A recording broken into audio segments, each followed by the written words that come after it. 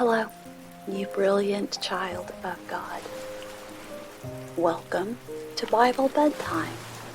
This is Season 5, Episode 274. I am Dana, and I'm your host. In this podcast, I read a full chapter of the Bible in a way that I hope will help you fall asleep in heavenly peace. In this 5th season, we are reading through the 5th books of the Old and New Testaments. We have already read through Deuteronomy, and now we are reading through the book of Acts. And we only have a few chapters left. At the end of the book of Acts, that will be the end of Season 5. And you know what that means. It'll be Season 6. And in Season 6, we will begin the 6th books of the Old and New Testament. Now tonight we are reading through Acts 26, where Paul is traveling to Rome. And as I read through that chapter, I can't help but imagine what it's like to travel in today's world. I know sometimes when I'm traveling, I get frustrated by traffic jams or construction,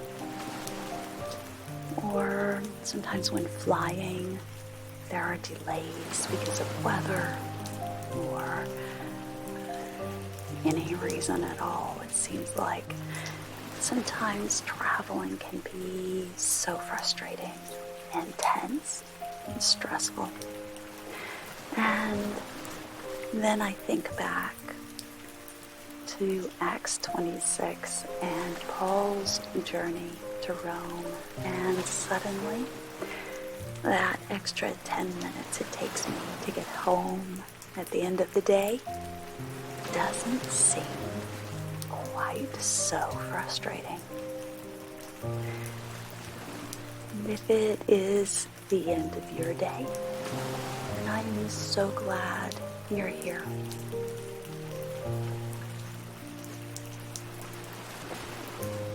It is now time to end that day that you've had and to get ready to sleep well. Make your room, your environment as peaceful as you can, and adjust the lights and the temperature just the way you like it.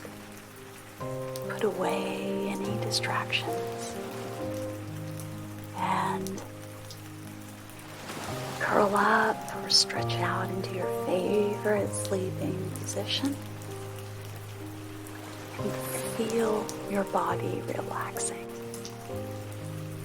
as gravity cradles you and allows you to do nothing but rest for the next 8 hours. Now, as a reminder that it's time to go to sleep, we take 3 deep breaths. Here we go. 1,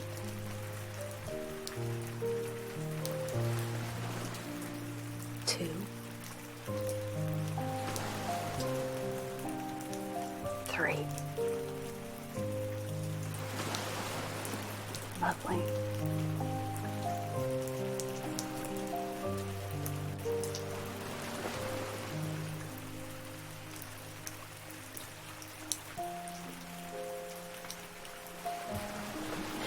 Acts 27. When it was decided that we would sail for Italy, Paul and some other prisoners were handed over to a centurion named Julius, who belonged to the imperial regiment. We boarded a ship Andromitium, about to sail for ports along the coast of the province of Asia. And we put out to sea. Aristarchus, a Macedonian from Thessalonica, was with us. The next day we landed at Sidon, and Julius, in kindness to Paul, allowed him to go to his friends so they might provide for his needs. From there, we put out to sea again and passed to the lee of Cyprus because the winds were against us. When we had sailed across the open sea off the coast of Cilicia and Pamphylia, we landed at Myra in Lycia. There, a centurion found an Alexandrian ship sailing for Italy and put us on board. We made slow headway for many days and had difficulty driving off Cnidus. When the wind did not allow us to hold our course, we sailed to the lee of Crete, opposite Salome. We moved along the coast with difficulty and came to a place called Fair Havens, near the town of Lasea. Much time had been lost, and sailing had already become dangerous, because by now it was after fast.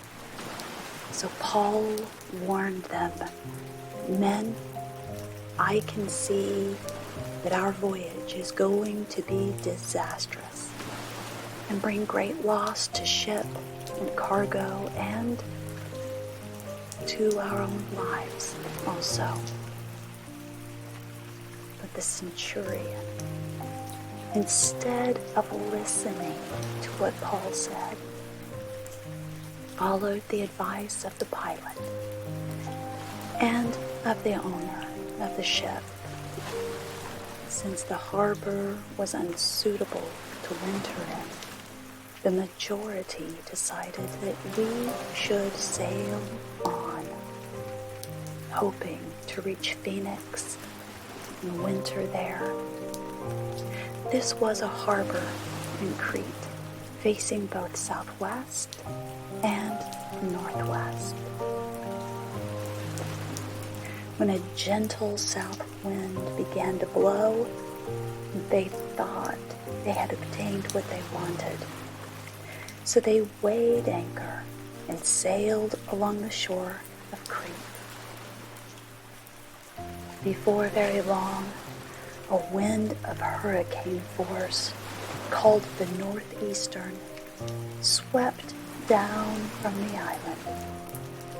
The ship was caught by the storm and could not head into the wind, so we gave way to it and were driven along. As we passed to the lee of the small island called Cauda, we were hardly able to make the lifeboat secure, and the men had hoisted it aboard. They passed ropes under the ship itself to hold it together, fearing that they would run aground on the sandbars of Syrtis. They lowered the sea anchor and let the ship be driven along. We took such a violent battering from the storm that the next day they began to throw the cargo overboard. On the third day, they threw the ship's tackle overboard with their own hands. When neither sun nor stars appeared for many days and the storm continued raging,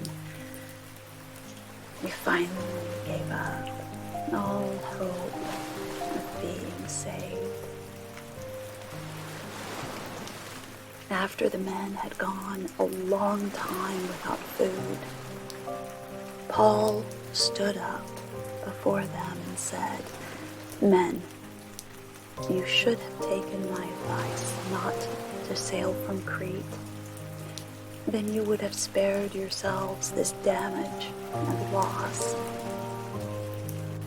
But now I urge you to keep up your courage, because not one of you will be lost. Only the ship will be destroyed. Last night, an angel of the God whose I am and whom I serve stood before me and said, 'Do not be afraid, Paul. You must stand trial before Caesar, and God has graciously given you the lives of all who sail with you. So keep up your courage, men, for I have faith in God that it will happen just as he told me.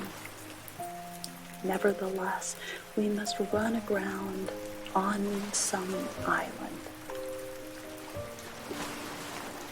On the 14th night, we were still being driven across the Adriatic Sea, when about midnight, the sailors sensed they were approaching ground. They took soundings and found that the water was 120 feet deep.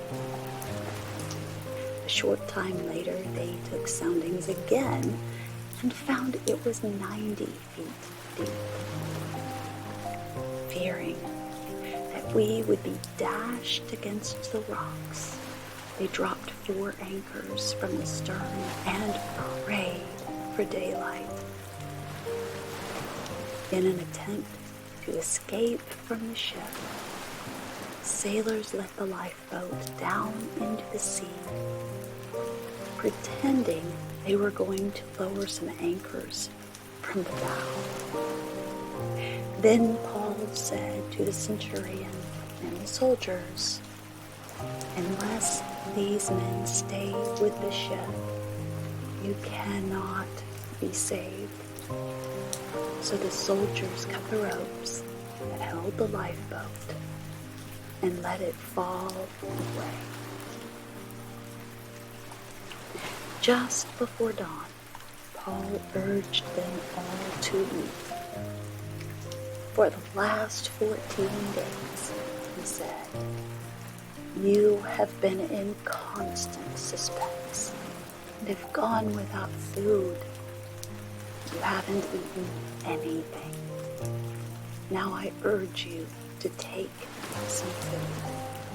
You need it to survive. Not one of you will lose a single hair from his head."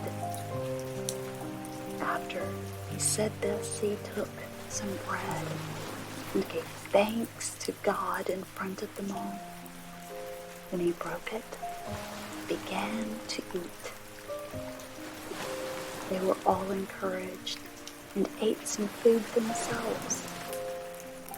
Altogether, there were 276 of us on board. When they had eaten as much as they wanted, they lightened the ship by throwing the grain into the sea. When daylight came, they did not recognize the land. They saw a bay with a sandy beach. They decided to run the ship aground if they could.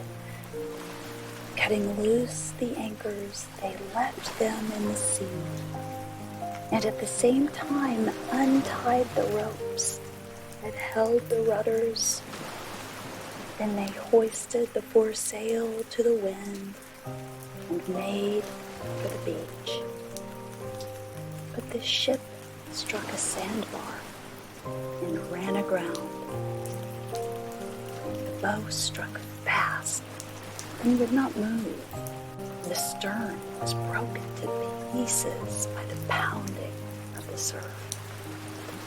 The soldiers planned to kill the prisoners to prevent any of them from swimming away and escaping. But the centurion wanted to spare Paul's life and kept them from carrying out their plan. He ordered those who could swim to jump overboard first and get to land. The rest were to get there on planks or on pieces of the ship. In this way, everyone reached the land in safety. Psalm 60. For the director of music, to the tune of the Lily of the Covenant, the Miktam of David, for teaching. He fought Aram Haram and Aram Zobah. And when Joab returned and struck down 12,000 Edomites in the valley of Salt. You have rejected us, O God, and burst forth on us. You have been angry. Now restore us. You have shaken the land and torn it open. Mend its fractures, for it is quaking. You have shown your people desperate times. You have given us wine that makes us stagger. But for those who fear you, you have raised a banner to be unfurled against the bow. Selah. Save us and help us with your right hand, that those you love may be delivered. God has spoken from his sanctuary. In triumph I will parcel out Shechem and measure off the valley of Succoth. Gilead is mine, Manasseh is mine, Ephraim is my helm, Judah my scepter, Moab is my wash basin. Upon Edom I toss my sand. Over Philistia I shout in triumph. Who will bring me to the fortified city? Who will lead me to Edom? Is it not you, O God, you who have rejected us and no longer go out with our arms? Give us aid against the enemy, for the help of man is worthless. With God, we will gain the victory, and he will trample down our enemies. The Lord's Prayer. Our Father in heaven, hallowed be your name. Your kingdom come, your will be done on earth as it is in heaven. Give us today our daily bread. Forgive us our debts, as we also have forgiven our debtors. And lead us not into temptation, but deliver us from the evil one. And in closing, Psalm 20:14, may the words of my mouth the meditation of my heart and pleasing in your sight. O Lord, my rock